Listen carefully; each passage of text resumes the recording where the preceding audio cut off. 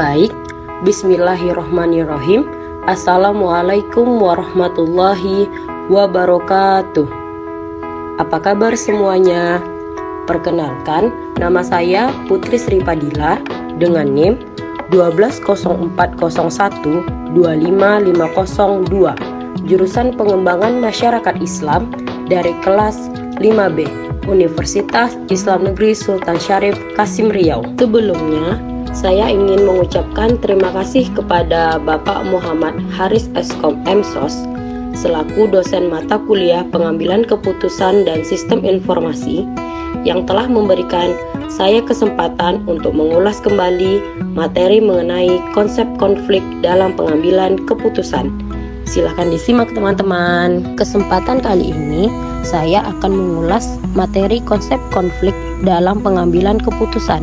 Di sini yang akan kita bahas adalah pengertian konsep, pengertian konflik, dan konsep berpikir rasional dalam pengambilan keputusan. Nah, di pembahasan pertama, kita mulai dari pengertian konsep. Konsep, menurut Kamus Besar Bahasa Indonesia, berarti pengertian, gambaran mental dari objek, proses, pendapat, rancangan yang telah dipikirkan. Sedangkan menurut beberapa ahli, menurut Sojadi mengartikan konsep ke dalam bentuk atau suatu yang abstrak untuk melakukan penggolongan yang nantinya akan dinyatakan ke dalam suatu istilah tertentu.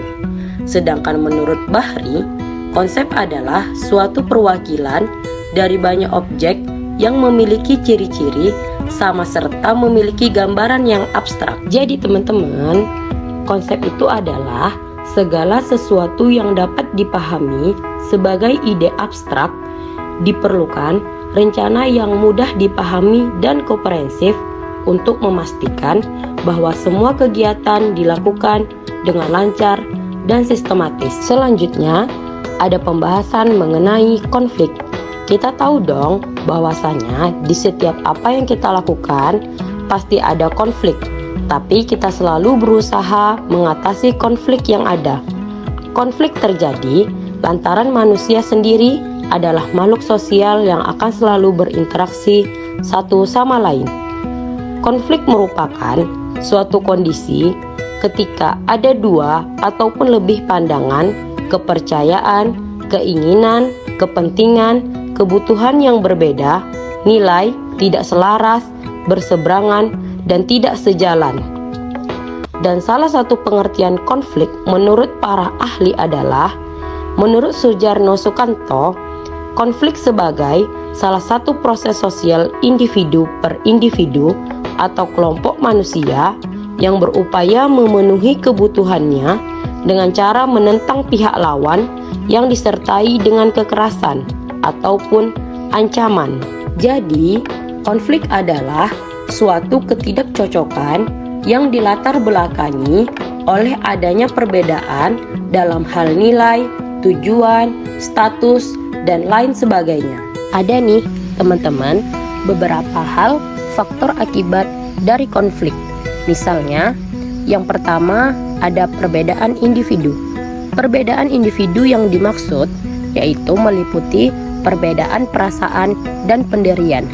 Karena setiap orang mempunyai pendirian dan perasaan yang berbeda-beda antara satu dengan yang lainnya. Dan yang kedua, perbedaan latar belakang kebudayaan, sehingga menciptakan pribadi yang berbeda.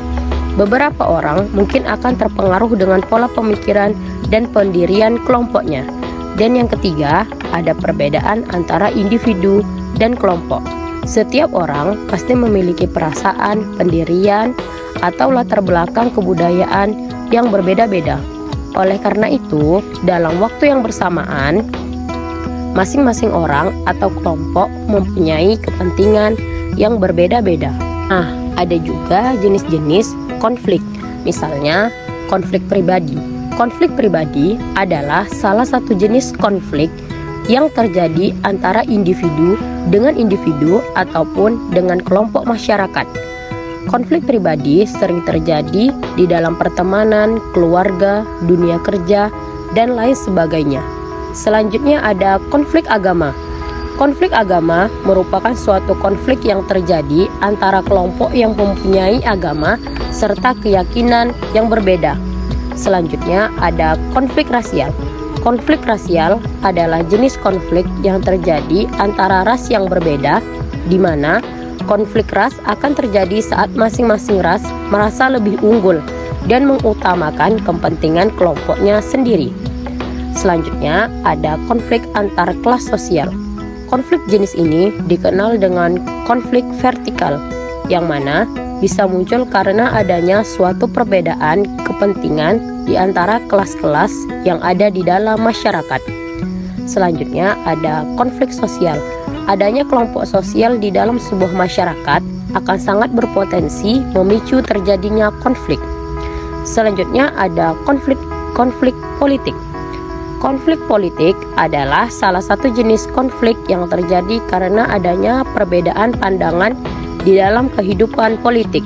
Dan yang terakhir ada konflik internasional.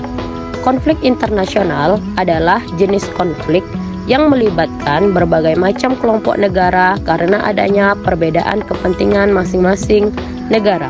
Selanjutnya, udah banyak banget nih tentang konflik.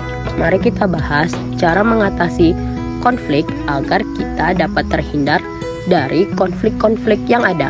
Yang pertama itu adalah kompetisi. Konflik yang berbentuk kompetisi dikenal dengan istilah win-loss orientation, yaitu strategi menang kalah di mana tujuannya untuk memperoleh kemenangan dengan keinginan untuk mengalahkan pihak lain. Selanjutnya ada akomodasi, cara penyelesaian konflik dengan penyesuaian diri. Selanjutnya ada sharing. Nah, dalam proses penyelesaian konflik ini, satu pihak akan memberi dan pihak lain akan menerima sesuatu. Selanjutnya ada kolaborasi. Kolaborasi adalah bentuk upaya menyelesaikan konflik yang bisa memuaskan kedua belah pihak. Dan terakhir yaitu adalah penghindaran. Penyelesaian konflik dengan model penghindaran biasanya menyangkut ketidakpedulian dari kedua kelompok yang bersangkutan.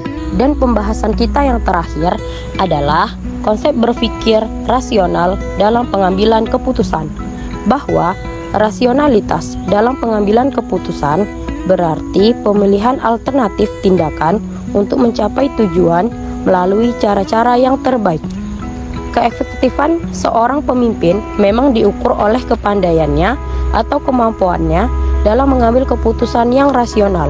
Keputusan dapat dikatakan rasional dan mempunyai makna jika dapat dioperasionalkan dalam rangka pencapaian tujuan dan berbagai sasaran organisasi. Untuk itu, dibutuhkan kemampuan seorang pemimpin untuk menggabungkan pendekatan ilmiah dan pemikiran yang kreatif, inovatif, serta daya intuitif dalam mengambil keputusan. Proses pengambilan keputusan akan rasional jika di dalamnya mempertimbangkan faktor objektif atau data objektif, faktor subjektif yang berhubungan dengan pribadi pemimpin itu sendiri, yang meliputi kepribadian, gaya manajemen, dan berpikir kreatif. Baik, terima kasih semuanya telah melihat, mendengarkan, serta memperhatikan ulasan mengenai konsep konflik dalam pengambilan keputusan. Semoga bermanfaat. Dadah. Wassalamualaikum warahmatullahi wabarakatuh.